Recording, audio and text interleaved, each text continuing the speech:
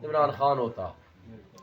بات صرف اتنی ہے کہ وہ شخص جس کے لیے نہ پیسہ کوئی ایشو، جس کے لیے نہ زندگی کی کوئی ضروریات کا کوئی ایشو، جس کی کوئی کمزوری نہیں، جس نے غریبوں کے لیے اس وقت کینسر ہاسپٹل بنایا، اب 3 بن گئے ہیں، جس وقت اس کو ان چیزوں کی اس کو کوئی پرواہ بھی نہیں ہونی چاہیے تھی، اس وقت بھی وہ چانسلر کے طور پر ایک انٹرنیشنل یونیورسٹی کا بننا پسند کیا، جب اس نے کہا کہ میری صرف ایک شرط ہے، مجھے کالج یونیورسٹی دو گے پاکستان میں جس کی ڈگری ایفیلیٹڈ ہوگی تمہاری یونیورسٹی سے، تب بنوں گا ورنہ نہیں۔ آج اللہ نے جو اس کو ہمت دی ہے، جرت دی ہے، صلاحیت دی ہے اور استقامت دی ہے، وہ کھڑا ہے، ورنہ اس کے لیے کون سا مشکل ہے؟ سرنڈر کرے، ڈیل کرے، اپنا ملک سے باہر جائے، گھومے پھرے، 5 سال بعد 4 سال بعد پھر بھگوڑا بن کے پھر واپس آ جائے، جیسے آپ دیکھ رہے ہیں آج کل جو ہو رہا ہے۔ لیکن میں سمجھتا ہوں کہ اس نے میرے بھائی بڑے بھائی نے بڑی خوبصورت بات کی، اس نے جو شعور دیا ہے آج، یہ ہمارا سرمایہ ہے۔ وہ شعور ہے کہ آپ ایک قوم ہو، آپ کے اوپر جو مافیا مسلط ہو چکا ہے یا ہونا چاہتا ہے، اس سے حقیقی آزادی آپ نے حاصل کرنی ہے، اور حقیقی آزادی تب ملے گی جب آپ نکلو گے، خوف کے بت توڑیں گے۔ اور الحمدللہ یہ میرا بھائی، چھوٹا بھائی عامر ملک بیٹھا ہے، گرفتار ہوا، تشدد بھی ہوا، زیادتیاں بھی ہوئی، ڈٹ کے کھڑا ہے، آج بھی ہر پروگرام ہر جلسے میں میرے ساتھ کھڑا ہوتا ہے۔ آج مجھے بتائیں، جس وقت 9 مئی کا واقعہ ہوا تھا، اس کے بعد سے آپ یوٹیوب چینل سارے اٹھا لیں، آپ میں ہزاروں کی تعداد میں ٹاک شوز کیے ہیں، ان ظالموں کے سامنے میں بیٹھتا تھا اور ان سب کو میں اکیلا جواب دیتا تھا۔ الحمدللہ اللہ نے ہمت بھی دی، جرت بھی دی، صلاحیت بھی دی، اور الحمدللہ استقامت بھی دی، چونکہ میرا ایمان ہے کہ عمران خان حق سچ پہ کھڑا ہے۔ آج بھی مجھے بتائیں، وہ جب کہتا ہے مجھے یہ بتائیں کہ وہ تو اس کو تو اٹھا لیا، جیل میں چلا گیا، تھانے میں چلا گیا، نیب کی کسٹڈی میں چلا گیا، وہ یہ کہتا ہے بھائی 3 اداروں کی CCTV فوٹیج لے آؤ، ہائی کورٹ کی جہاں سے اٹھایا گیا وہ لے گئے لوگ، کور کمانڈر ہاؤس کی CCTV فوٹیج لے آؤ، GHQ کی CCTV فوٹیج لے آؤ، اور جوڈیشل کمیشن بنا تو دودھ کا دودھ پانی کا پانی ہو جائے گا۔ کون کرنے والے تھے؟ بات سمپل یہ ہے کہ جب ایک پارٹی الیکشن مانگتی ہو، وہ کیوں 4 دن یا 5 دن پہلے 14 مئی کو الیکشن ہو رہا تھا، وہ ایسا کارنامہ کرے جس سے ملک میں انتشار پیدا ہو؟ پھر اس سے آگے آتے ہیں، الحمدللہ آج پوری پبلک سپورٹ ایک عمران خان کے ساتھ کھڑی ہوئی ہے۔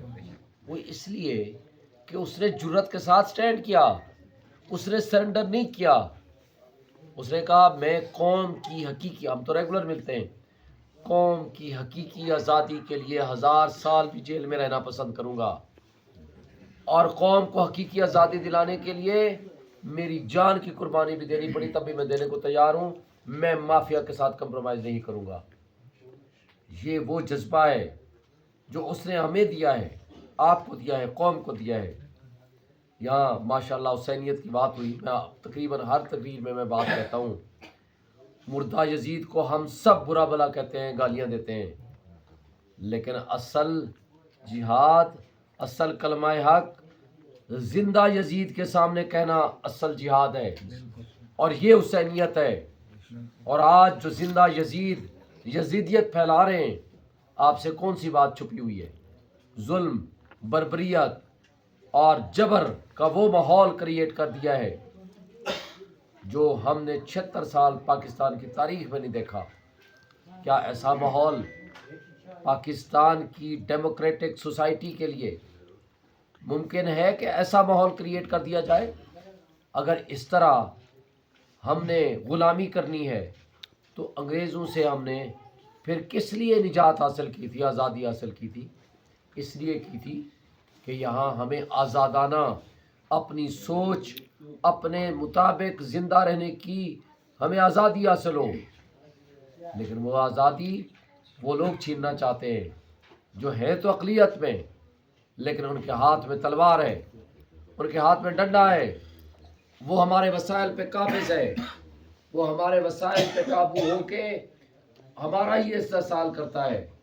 آج $18 بلین سالانہ مفت برآمد ہم اس طبقے کو دیتے ہیں، جبکہ $1 بلین کی خاطر ہماری حکومتیں بھیک مانگتی پھرتی ہیں.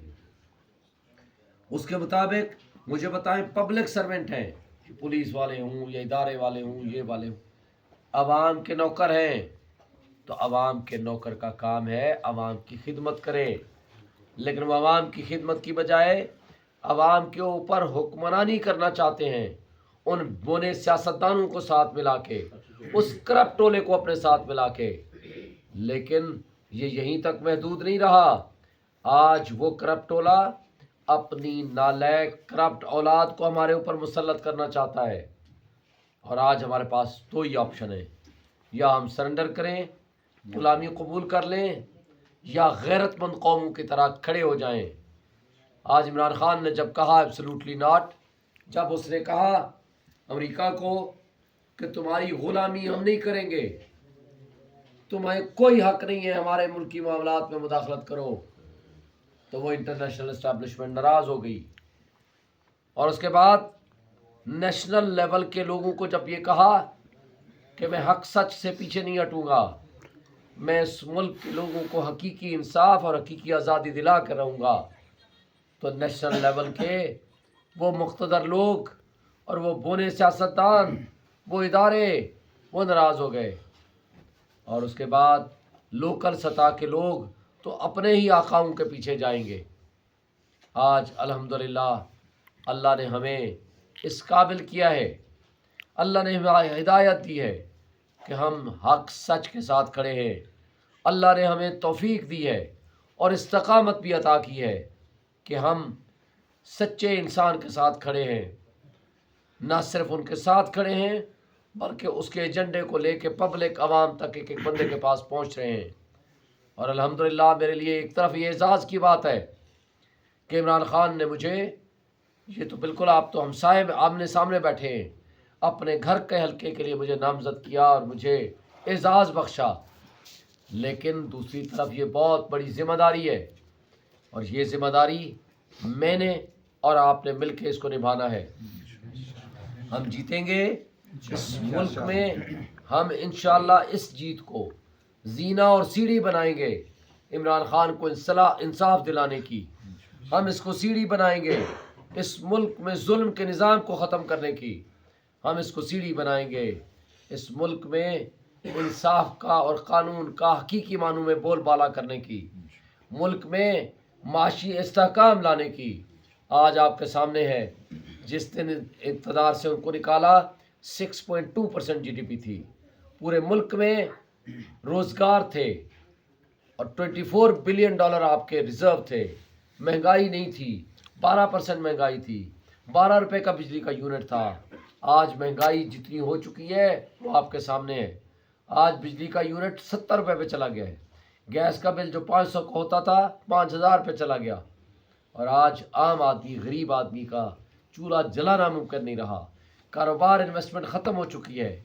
لیکن اس لیے کہ اوپر سے جب پیسہ چھین کے، کھینچ کے، اس میں سے نکال کے ملک سے باہر لے جائیں گے، کوئی ون فیلڈ اپارٹمنٹ بنائے گا، کچھ سرے مال بنائے گا، اور ان کے کہنے پہ انویسٹمنٹ نہیں آتی. وجہ یہ ہے کہ انٹرنیشنل انویسٹر ہو یا ہمارا اوورسیز ہو، فارن ریمیٹنس ہو، وہ اس لیے نہیں آتا کہ وہ ان کے اوپر بھروسہ نہیں کرتے.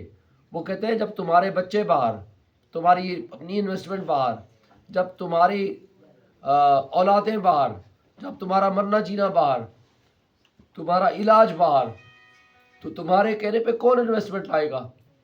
اور ان کو اس ملک سے محبت کیسے ہو سکتی ہے؟ اس لیے لوگ ٹرسٹ کرتے ہیں عمران خان کے اوپر. آج ہمارے لیے ہمارے بچوں کے مستقبل کا سوال ہے.